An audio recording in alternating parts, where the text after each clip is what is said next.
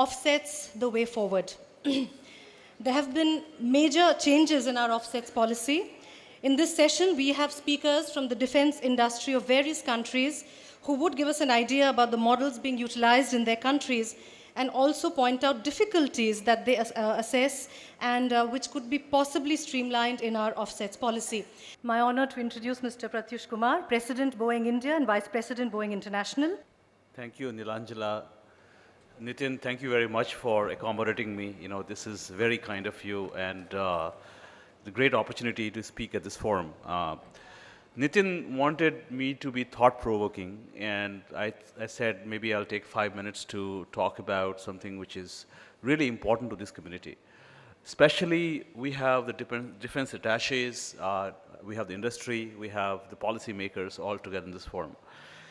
And I want to talk about India's need to create a globally competitive defense industrial base in country. As you know, India carries the moniker of the largest arms importer in the world, and there's a deep desire to create industrial base which can meet the requirements of India in the foreseeable future. And to that goal, one of the earliest thinking that came was that perhaps we can use defense offsets as a way to wedge open capabilities in the country.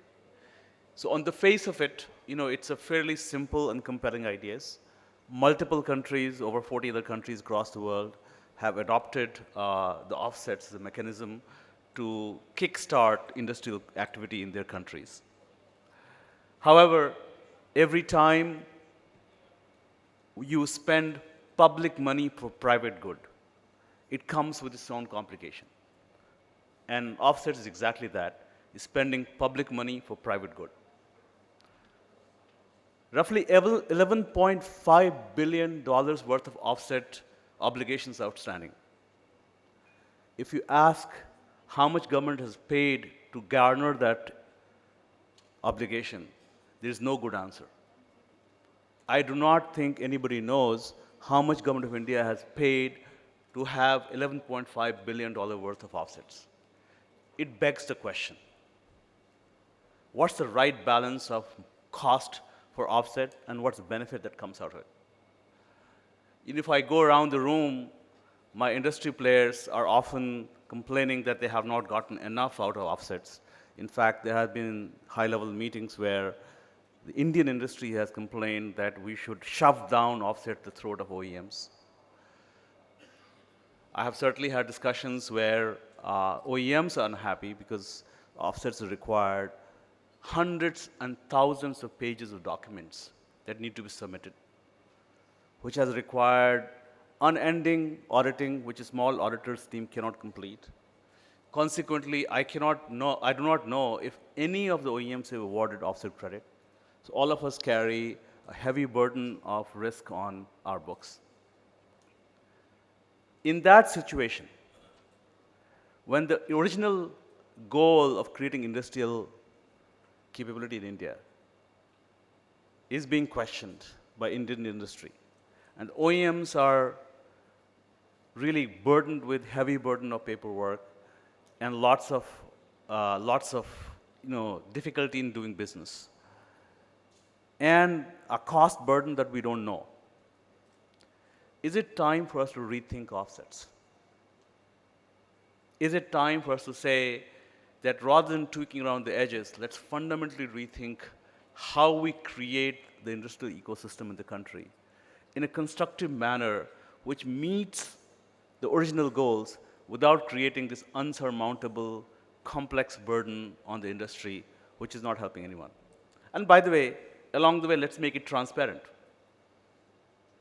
What's the cost of offsets? What's the benefit of offsets? How do you make it measurable? How do you make it easier? So Nitin, I want to pose these questions. I want the next panel to think about it. We certainly have some thoughts on that. If the goal is to create investment in the defense manufacturing country, why not create incentives for that? Why not have multipliers for FDI in defense? I mean, all of you know well, highly publicized, there hardly been any measurable FDI in defense in the last 5 years. even using the offset avenue has not come. It's simply because the current offset regime does not provide incentive for FDI. So let's go change that. We are on a digital India moment, right? Everything going digital. Why do we still need to submit hundreds and thousands of pages of paper for offsets? Let's simplify that. How difficult that can be. Let's really talk about things that will make a big difference in Indian capability, rather than it being some kind of entitlement from the industry which doesn't create globally competitive industrial base in India.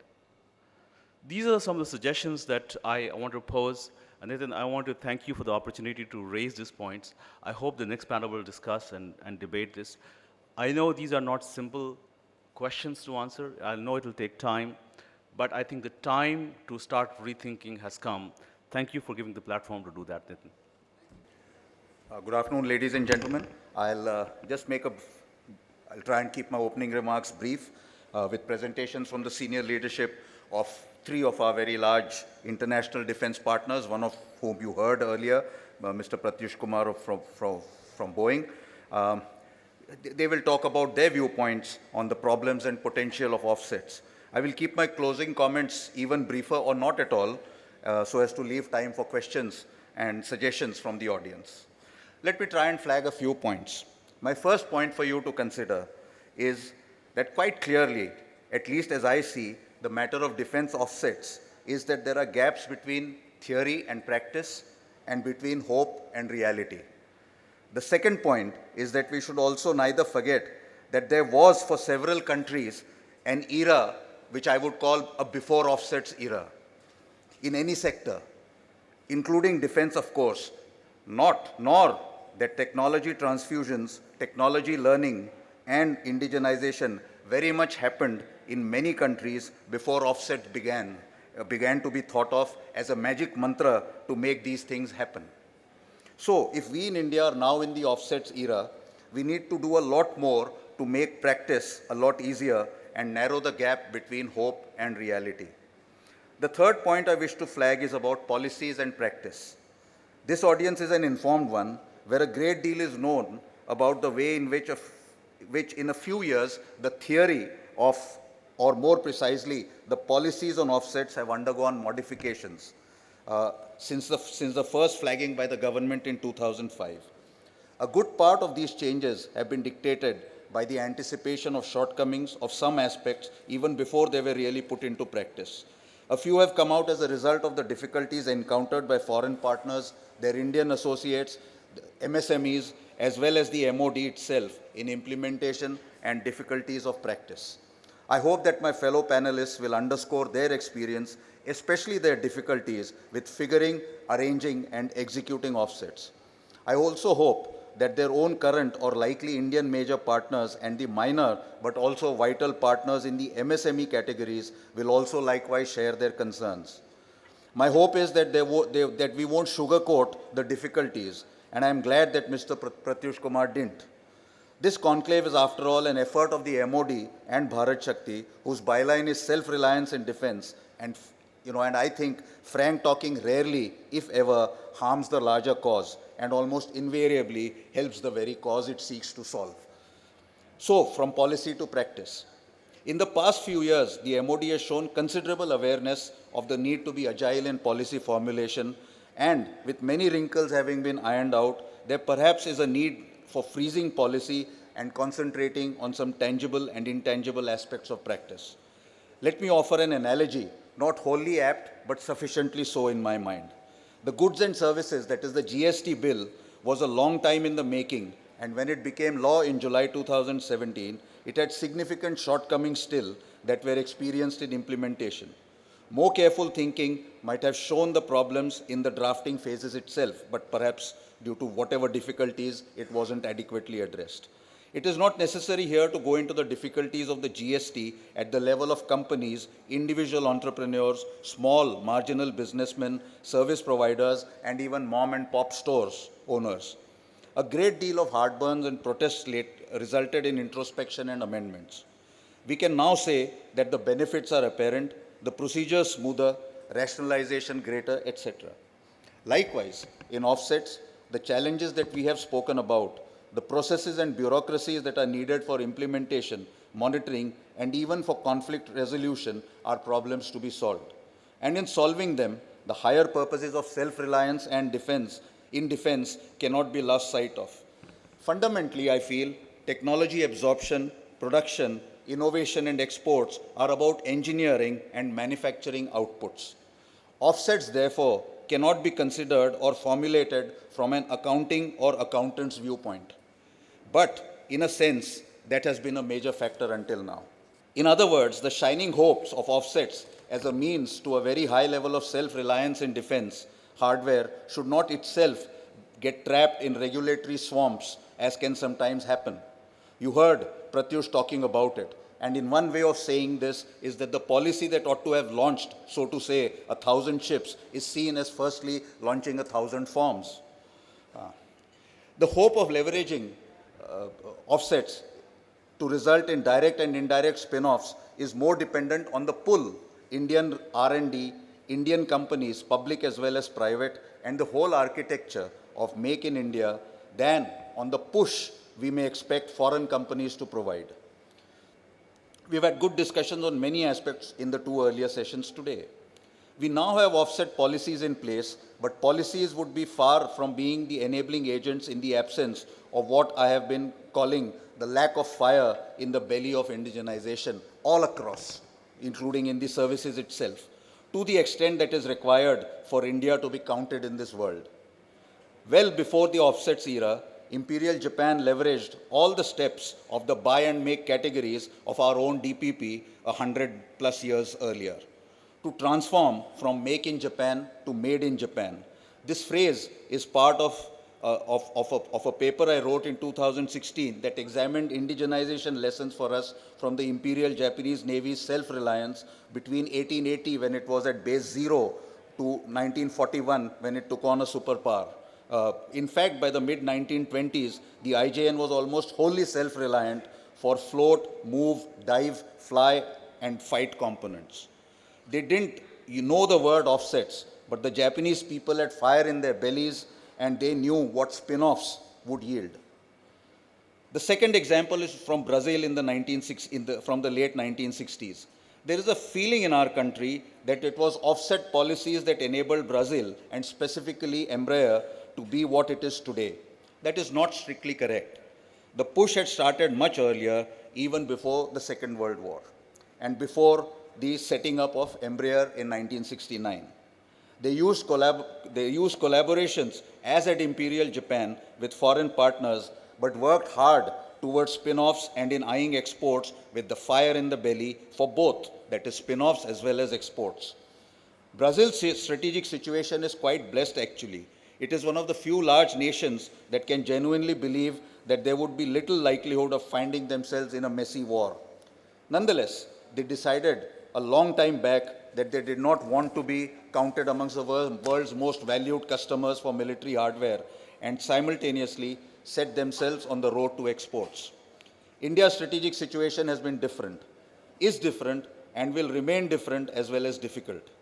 All the more reason for combining the pockets in which the sparks do exist to make it a roaring fire in the belly approach. Here is a thought, therefore, that links today's Japan to what happened during the Imperial Japanese era. Some of the foreign partners of the Meiji Restoration period and pre-World War II era are the same, even though some have changed their identities through merger and acquisitions. And I'm talking about their Western, European, and American collaborators. Post-World War II, Japan entered another era of make in Japan to made in Japan. Today, they have a more formal process of offsets to leverage into spin-offs, but the real lessons are first, that spin-offs have existed even in the absence of formal offset frameworks. Second, the spin-offs yield abilities to truly indigenize and become exporters. Third, spin-offs resulted in enduring strategic and commercial partnerships within a country and with their foreign partners. By some coincidence, the Prime Ministers of Japan and India may be discussing these things right now. There is one last thought for you to consider. Quite unfortunately, defense deals in India have often been the subject of political debates that can go beyond the merits of checks and balances so clearly necessary in a democracy. A consequential factor of defense offsets is that the overall purchase and project is now seen as a larger one and open to more complicated politicking because there may now be more windmills to tilt at than in the case of just the deal. This does not reduce the significance of offsets, but opens more possibilities for retarding execution of contracts for the primary product as well as for offset benefits. Creates problems for the foreign OEM as well as Indian direct and indirect partners, and ultimately delays or even denies the spin-offs. Finally, therefore, we need to remain engaged to make the policies help smooth practice of offsets into spin-offs and close the gap between hope and reality. And if dispassionate analysis shows that we might need to even rethink the very utility of offsets, then perhaps even that discussion should be on the table. Just a few days ago, the National Security Advisor spoke about the need for India to achieve 100% indigenization. So let us very robustly, look at offsets, leverage offsets. As Mr. Rajendra Bhatia said, making in India for the world will in turn require us to contend with other countries' offsets to help them in turn to be to indigenize. So offsets itself is a huge architecture. There are potentials. We have to smoothen the many wrinkles and try and make it work.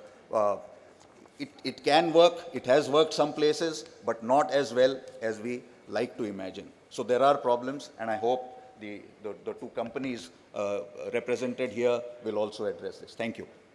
All right, well, hello. Just again, I'm Dave Yenawine from Lockheed Martin.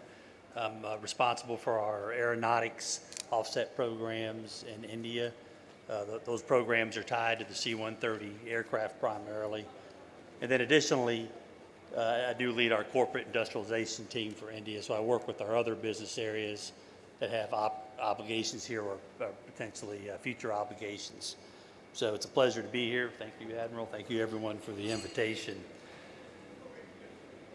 So you've heard it more than once today that offset is probably viewed as not delivering its intended benefits to India. And it's probably going to surprise you when I say I don't really agree with that, at least in the case of what Lockheed Martin has been doing here. In terms of what the government wants as far as investment, technology, jobs, skills training, we have been delivering on those needs and priorities. The problem from our perspective is less the implementation and doing the business as it is the recognition for doing the offset obligation. And that gets back to the administrative aspects that have been talked about, but I don't think those overshadow the accomplishments that have been done. So a little more just on what we're doing in India. Probably a lot of you know that Lockheed has 2 joint ventures in the Hyderabad area. Our partners with Tata, the Tassel division. Those joint ventures were both started. The term is greenfield, if that carries over to India, but basically, here's a side of dirt. Let's build a factory. Let's start moving tooling, technology, do training and hiring. And so we have 2 locations that were started fairly close together. Those JVs are now exporting approximately 70 million. So those 2 JVs have grown to where they're contributing over 70 million a year in exports. And these are defense articles. And these are meaningful items. These are as you heard Secretary Kumar mention this morning, the cabins for the presidential helicopter in the United States. It's the empennage for the C-130. Every C-130 will be flying an Indian empennage. U.S. government, everyone, not just Indian aircraft. We've trained over 1,500 people in aerospace-related skills, whether it's the mechanics on the line, whether it's instilling and training them a quality system, program managers, business managers, all that has come with this. And these people that we've trained have also been spun off by Tassel, our partner, to work the other JVs. So the individual that was At one time, the manager of our division, for C-130 is now working at the Boeing JV for Apache, and I think that's good, right? That starts creating the ecosystem. It starts growing the talent and sharing it. Likewise, our JVs are doing business with each other as well as supporting other JVs. So I think we're really starting to get that ecosystem that has been sought here. In terms of indigenization, just an example, when we started to do the empanages in India, it was an assembly operation. Detail fabricated parts were brought in from the previous suppliers in the United States, and they were assembled here. It was still a lot of value addition because it's a major assembly. Just over the last year and a half, 2 years, but finishing probably this month, we've transitioned to where 0% of those parts were made in India to almost 100% of those parts will be made in India and then also assembled here. So that's the objectives, right? And that's what I mean. In our case, we think we are delivering the intended benefits. In addition to the C-130 programs, we also are a partner with Boeing in the Apache program around the world, really. And so we're undertaking a program to support their obligation. So we have work going on there. And then we're also looking forward to some other opportunities. But offset's not the only thing Lockheed does in India. We're trying to be a good corporate citizen is the term we would use, and we participate in a number of activities to support the government of India's various initiatives such as Make in India, as we've discussed, Startup India, Skills India, Digital India, and Lockheed's been a strong supporter of the Indian Innovation and Growth Program for a number of years, starting and sponsoring entrepreneurs in their new businesses. We hope to continue to grow these initiatives, and we hope to have the opportunity to carry some of this good work into a fighter program should the F-16 be selected down the road. Some of you may have seen just recently that we've signed an agreement or an intent with Tata to start the manufacture of F-16 wings in India. That'll be several years before the first one's done, but that'll be to support any new production aircraft, not only for India, if should that happen, but also other sales, and also support any type of re-winging activity for the U.S. government or anything else we may find. So we're committed to India. We're giving the technology. We're bringing the business. It's the recognition side, the administration side, where I think the struggle for us has been. So now more in the offset policy. Globally, offsets are constantly evolving in terms of what countries want. I think overall countries are specifying more specifically the type of technologies they want, the type of jobs they want, the type of indigenous content levels they want, and what they want it done. And there's less room for some of the more creative or what we might call indirect type projects. By our count, there's probably about 60 countries now that have offset guidelines in some form. And all these guidelines are peculiar to those countries and what they find important or where their priorities are. So if you think of it from an OEM perspective, we have a lot of people we're trying to satisfy if our products are spread out across many of these countries. And that's an important point because there's only so much investment that Lockheed or any other OEM can do around the world. There's only so much work on any given platform that can be spread out to these different countries wanting some form of offset obligation. And there's only so much technology that we can spread around. So in sort of a reversal of how this may look, yes, OEMs compete for sales. OEMs are, the governments are our customer, the government entities are our customer, and we try to meet the customer needs. But likewise, I think a perspective to think about is countries are competing with other countries in terms of the types of projects they're going to get. And so the more favorable the offset terms, whether it's multipliers, whether it's focused on the results, not so much credit counting, whether it's the penalty provisions, the more favorable those terms are for letting the OEM satisfy their obligation and removing the risk, the more likely those countries will get the juicier projects, the bigger projects. Because from an offset manager standpoint, I have to seek approval from corporation for investment. And the question is, well, what's going to be the return? Will it take care of our obligation? In India, direct procurement, dollar for dollar, less imports. Other countries, direct procurement, dollar for dollar, times multipliers, right? So for a given acquisition scheme, they may want to take it somewhere else and tell me to go find something else if it's going to get less return. That's just the reality. So, you know, looking now at India more specifically, I've been heavily involved for 4 years. The policies that I'm working under are 2009, the DPPs, and 2006 DPPs. So I can't take advantage right now of a lot of the things that have improved, such as allowing my suppliers, first-tier suppliers, to help with my obligation. So I'm still operating in the early days of offset. But I've seen and we've participated in the various policy discussions around new policy and improvements. And I'll acknowledge that I think with each DPP, there is a more workable policy that's replaced the previous policy. Likewise, every DPP brings one of those things that we're like, gosh, I wish they wouldn't do that.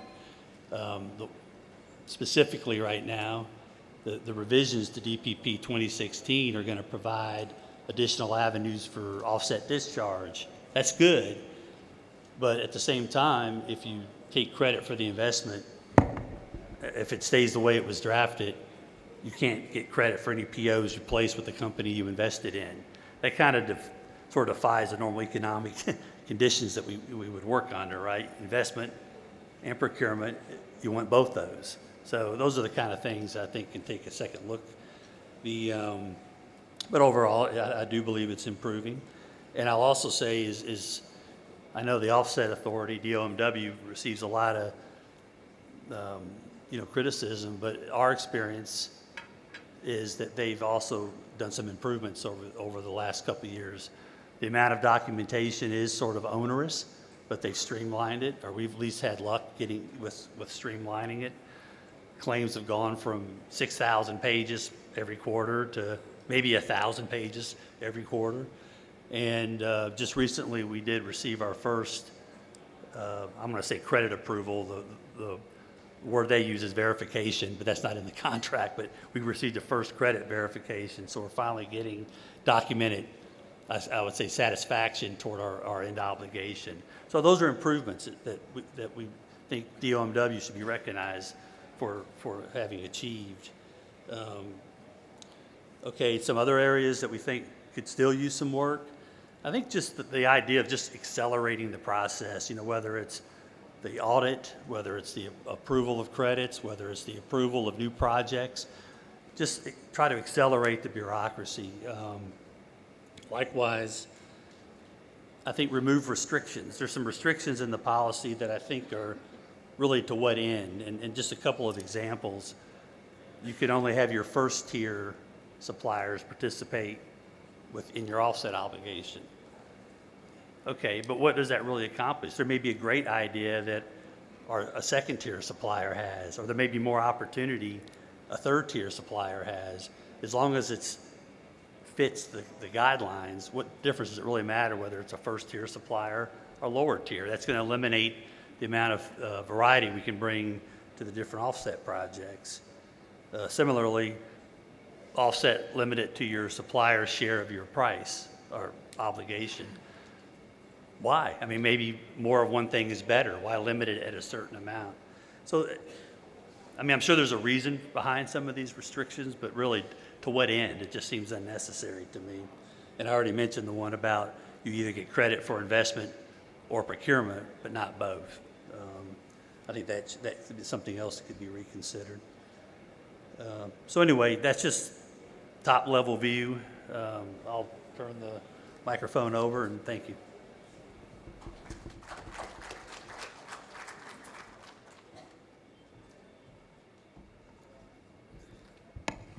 Thank you, Admiral, and let me thank Nitin as well. We've been involved with this conclave since its inception, so we're very pleased to be here, to be supporting it once again. My colleague David has actually nicely outlined for you, some of the many really workable, pragmatic recommendations that we've been making to DOMW, to the Secretary of Defense Production, and as Shambhu rightly said, we've got a very, very active dialogue and a discussion through the trade associations. It's been ongoing for a number of years. And what I really want to do today is to highlight some of those very good improvements. We have come a very long way since DPP 2005. We've made considerable strides in a number of areas. And so I'd like to highlight some of those. And as Dave said, I think leave you with a few thoughts on things that we're still working through, and we're still recommending changes and improvements to the offset policy. But before this, let me just sort of start by just sort of asking you to just kind of think about the fundamental question that Pratyush raised, right? Is offsets really meeting the country's self-indigenization, self-reliance, and really to sort of get to what Shambhu was talking about, defense exports? How do you move from a net importer of defense equipment as one of the top 5 in the world to being a defense exporter? And I think you can debate the merits and the pros and cons of whether offsets today as it exists has really met the country's own objectives. But I can tell you this, as a company that is a proud legacy founding partner for defense manufacturing in India, we started manufacturing back over 50 years ago. I mean, examples like the Jaguar aircraft in the 1970s, our long partnership with HAL, our long association with the DRDO and its various agencies, including ADA. And now recently with Mahindra for the assembly, integration, and test of the M777 ultralight howitzer. We're starting with the gun number 26. We will do the entire assembly, integration, and test in India. Now, this could become our global hub for AIT, for the 1,200 plus M777s in operation today with the United States Army and with the United States Marine Corps. Our Hawk program with HAL, where we have delivered 123 aircraft, built 99 of them in India with HAL. We've trained 700 plus combat pilots, including the country's first women pilots. Extremely proud of that fact. And we have in fact, sort of achieved 120,000 plus hours of training. Now, some of these programs have existed without offsets.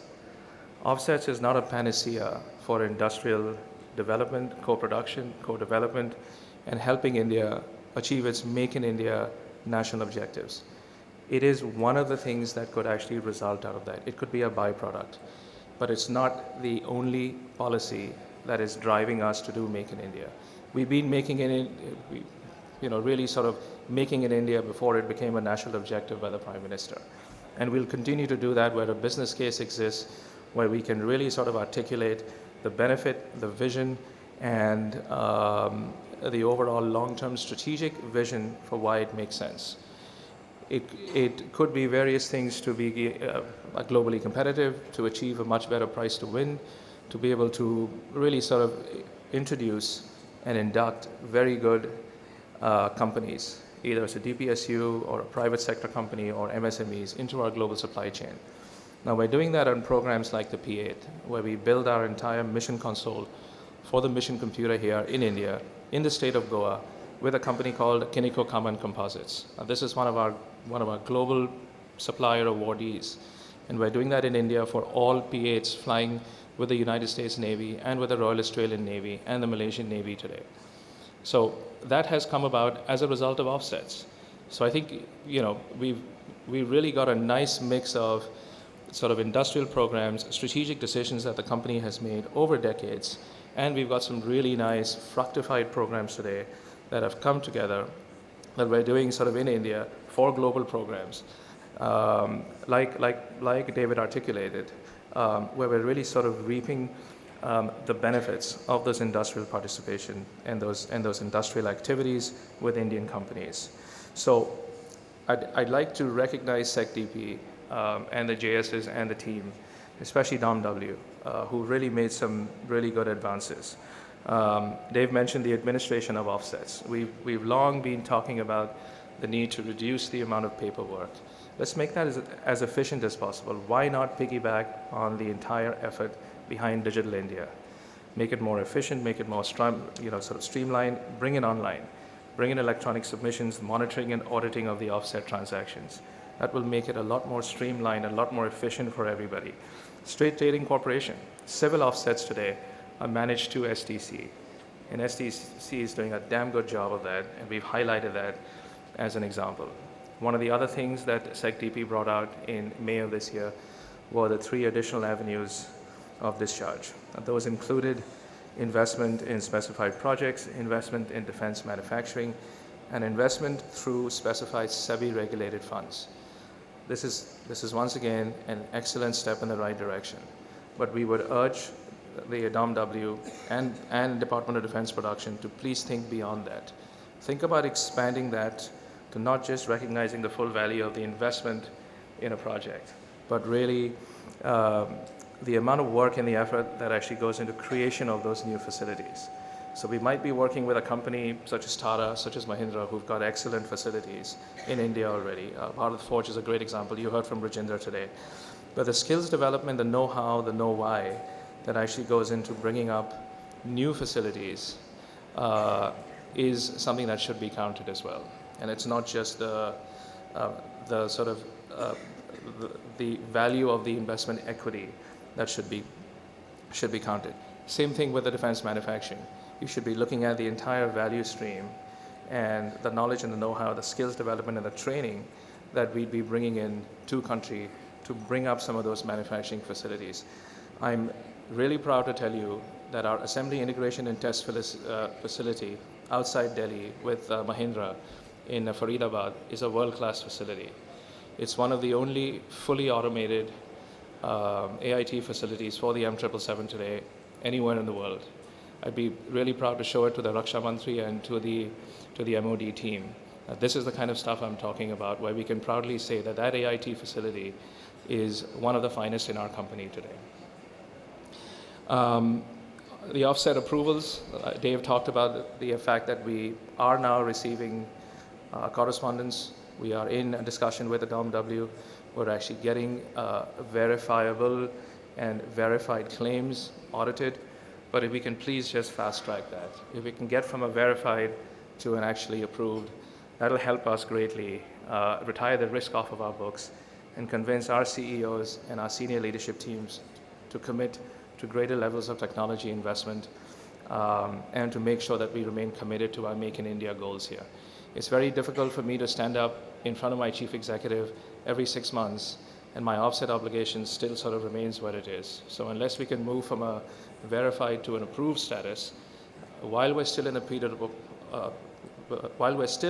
performance, not wait till the end of the period of performance, I think that will greatly help us, and it'll greatly help our Indian partners as well, because we'll be moving along with a greater agility and with greater speed.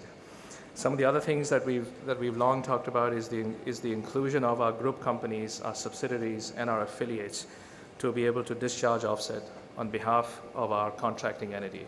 So again, I'll give you the M777 example. Right now, there's one product line within one business unit that is on the contract. If you were to just open it up to the entire BAE Systems Group, we're a $25 billion company, and if my various business units can execute offsets in partnership with our defense partners here, whether it's the DRDO, or it's the DPSUs, or it's private sector, large, medium, and small. That would just benefit everybody, because then we continue to do what we're doing, which is the growth of the aerospace and defense ecosystem. We're growing our supply chain, in fact, in leaps and bounds. We've spent more now on our supply base and sourcing from India than we did in the 2010 to 2016 timeframe. So from 16 to 18, in 3 years, I've done more than I did from 2010 to 15. And that will continue to grow.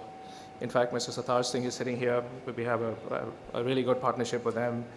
And we've got some really interesting things going on in terms of sourcing energetics and propellants for the United States from solar. This again is unprecedented. This has not happened before. So these are the kind of areas that I'm talking about where we're breaking ground, we're actually entering into unprecedented areas of technology partnership. But if you could just look at tweaking the existing policy and the processes, it will help speed up a lot of the decision making that we need out of our companies. We've long advocated for an extension of the period of a performance. It works if you're looking at low complexity, low grade kind of programs. 5 to 7 years works for that. But if you're looking at complex defense programs that require us to set up facilities here that are world class, the certification of those facilities and the sort of industrialization and the tooling of those facilities takes about 10 to 12 years. So if you extend the period of performance from 5 to 7 to 10 years, we'll be able to get to a much higher grade of technology capability, induction, and the ability for the Indian companies to absorb that level of technology. Last 2 points, we need a pragmatic definition for value addition. Right now, the current policy incentivizes OEMs to only source low-tech commodities. And we still have a real dearth, the SecDP is well aware of this, of sourcing aerospace-grade raw materials inside the country. This is a major challenge for the country, and if we can look at a pragmatic definition of value addition, I think that will incentivize us to look at higher complexity items, and it will help us discharge the offset obligation also quicker. And then the last 2 points, you've heard them made, I think, skills development, let's please look at that. We've been advocating to NSDC and to some of the other agencies as well. If we can think about what skills development actually does for the entire industry, we could be looking at some incentives. And then credit for technology transfer of technology.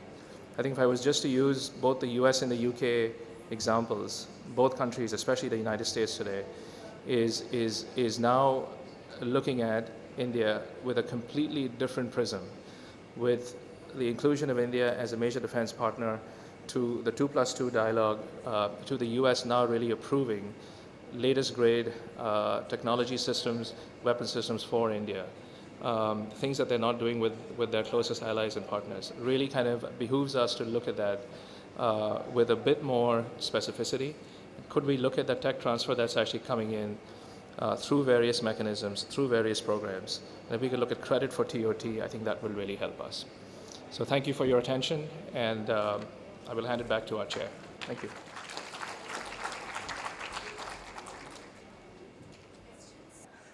There is a question for Mr. David Yenovine of Lockheed Martin. And the question is, internationally, there are studies which have shown that offsets are a form of corruption.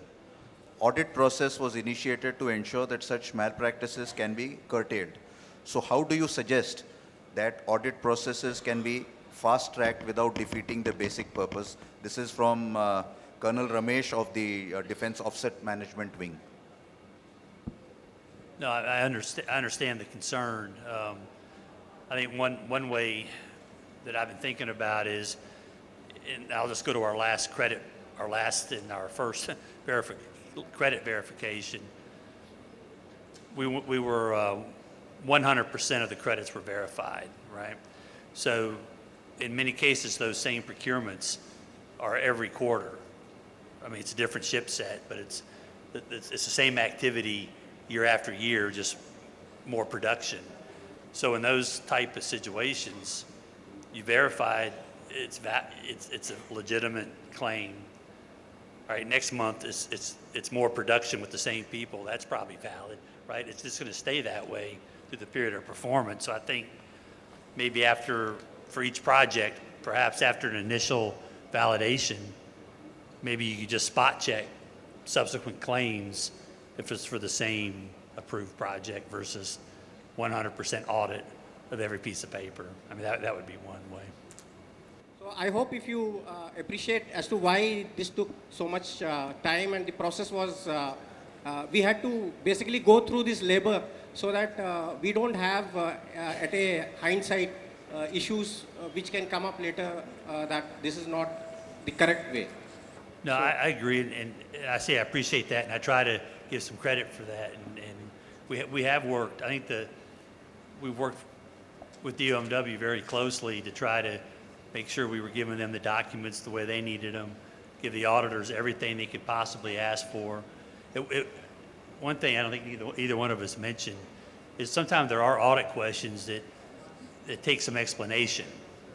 And the auditor is behind the wall and we're passing this explanation back and forth through the duty officers, where it'd be nice to be able to sit down perhaps with the auditor and the duty officer and say, hey, here's the situation, here's what's going on. Oh, we are doing that also, sir. We are Yeah. also doing that with the auditors, the tripartite meeting. Only when we reach that stage, when we cross that bridge of having the initial clarifications, we are doing all that. And you know, we interact with the facilitation, at the facilitation cell with you and also other companies. This is to make sure that we can sort out the issues rather than getting into the complete bureaucracy or having more documentation or correspondence.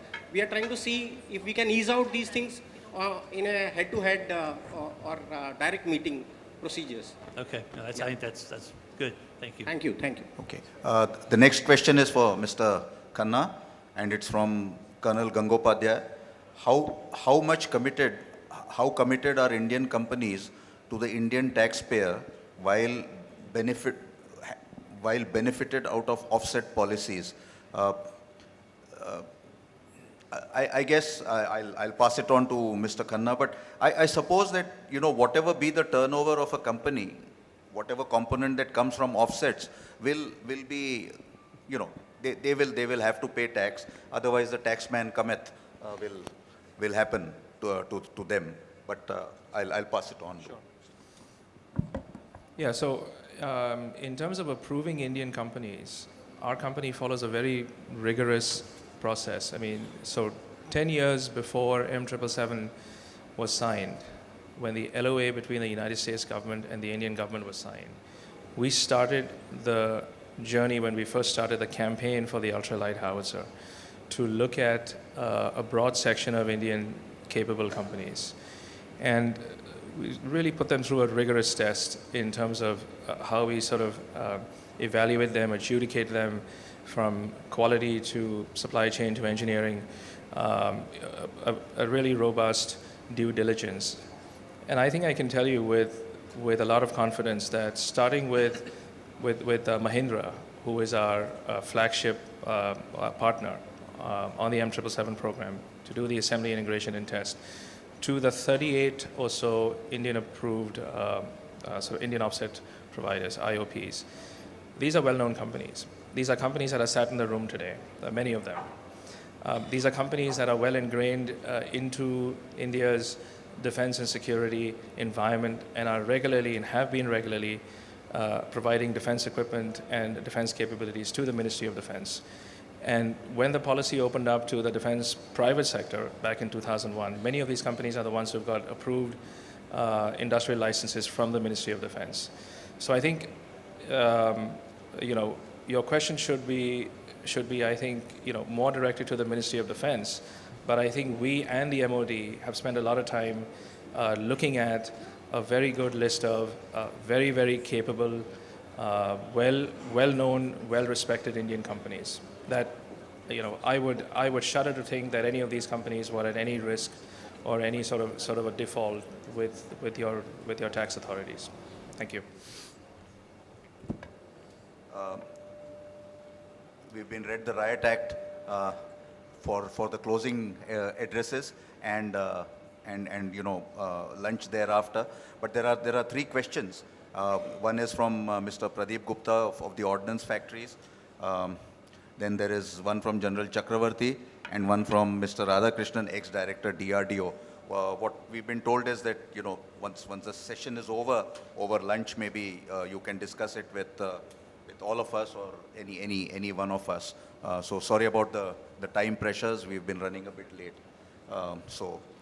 Thank you very much to my panelists, and thanks for the opportunity.